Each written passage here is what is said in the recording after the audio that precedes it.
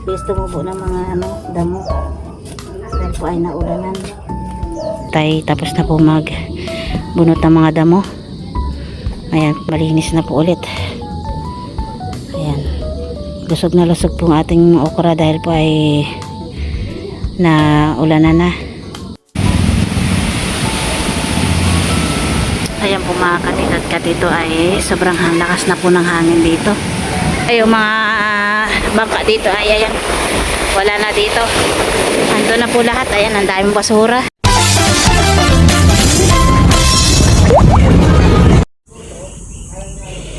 Ayan po, good morning po mga katito at katito.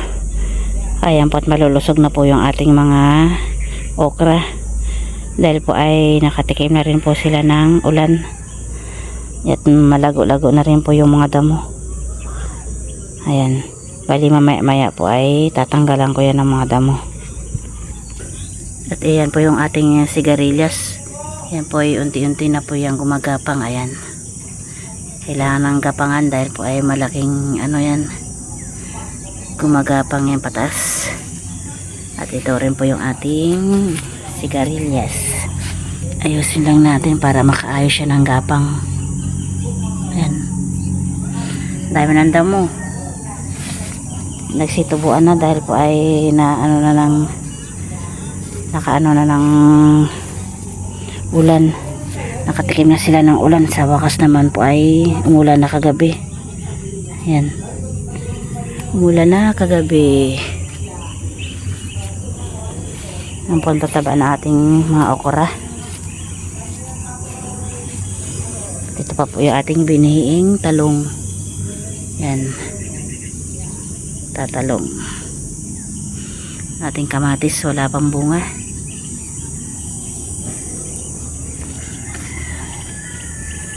Tataba ng mga okra.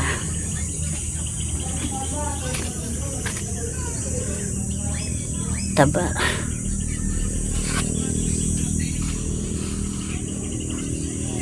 Pag nakaano na ating sigarilyas.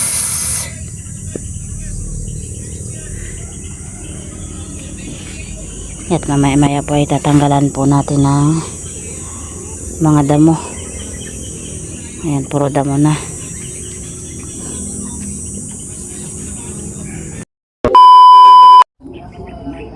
Ayan po mga katita at katito, tayo ay magbubunot na ng mga damo. Sobrang kapal na po yung mga damo. At medyo malaki na rin po yung ating mga okra.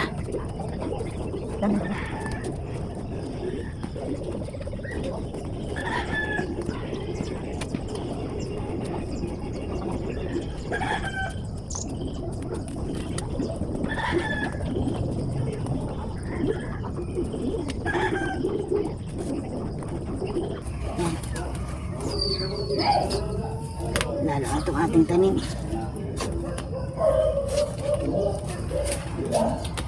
Gusto mo po ng mga damo dahil po ay naulanan. Lalaki na.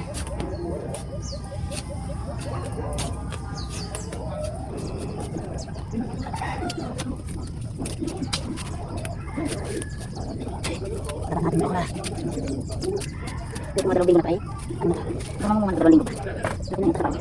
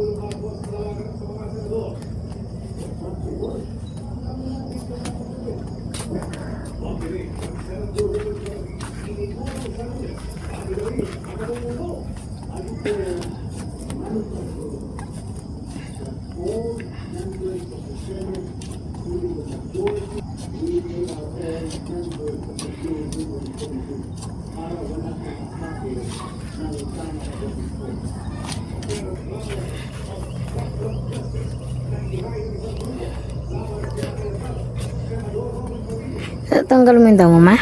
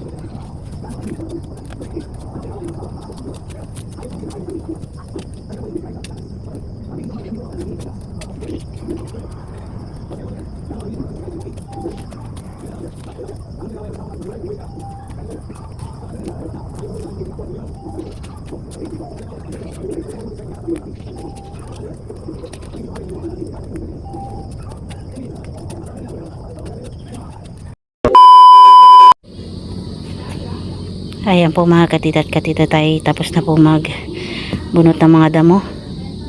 Ayan, malinis na po ulit.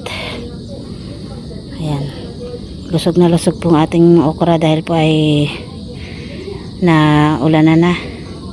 Sawang sawa po sila sa dilig. Yan, ito rin po yung ating mga malunggay. Ayan,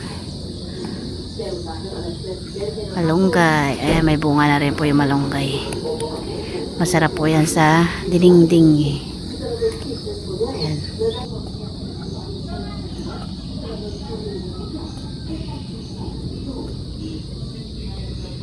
Many unbearable hours later.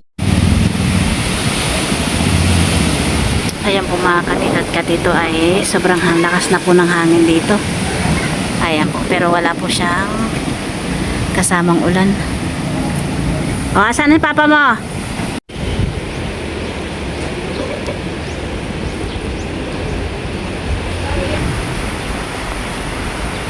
Ayan po, may dumaan pong ipo-ipo. Grabe ang lakas. Ayan, nasira na po itong aming, ayan yung pang protekta sa araw, sira na. Ayan po, umuulan na rin po dito. Grabe. 2 hours later. Ayan po, magandang hapon po mga katito at katito. Ayan po, hanggang ngayon po ay malakas pa rin po yung hangin at saka ang alon. Ayan po, ang dami pong mga halamang dagat. Ayan, mga nadala ng mga alon. Ano po siya, muulan-ulan pero medyo may araw po siya. Ayan po, ayan, laki pa rin ng tubig. Daming mga halamang dagat.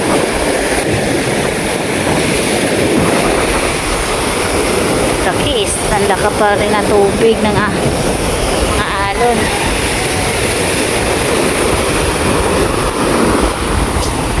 Kaya po't bibisitahin po ni Tito Dayo yung kanyang bangka.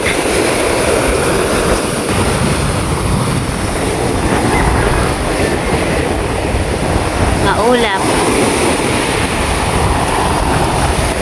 Ang dami na naman lilinisan nito. Marami naman lilinisan. Bali po yung lancha ay doon na po inano sa gitna dahil po pag nasa tabi po ay baka hampas masira yung lancha. Ayan, daming ayan po pala yung mga bangka dito. Ayan, wala na dito, ando na po lahat. Ayan, ang daming basura dahil po sa bagyo. Ayan po pala, nandito na po lahat ng mga bangka. Nasa ibang bangka? Ayun pa pala yung iba nasa loob ng bakuran. Ayun.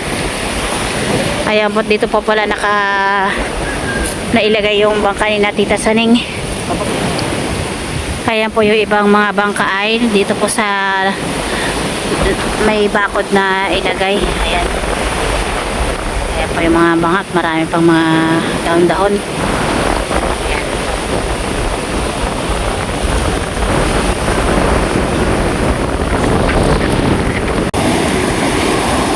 Ayan, ang lalaki ng alon. Pag nasa gilid po yung lancha ay masisira yan tuwing ng alon, baka sumadsad siya sa tabi, kaya nilagay po nila sa may matubig sa gitna. Ayan, may kalat. Linis ng dito. Yung bangkay nandun na po sa mga gilid sa taas. Medyo malakas pa rin.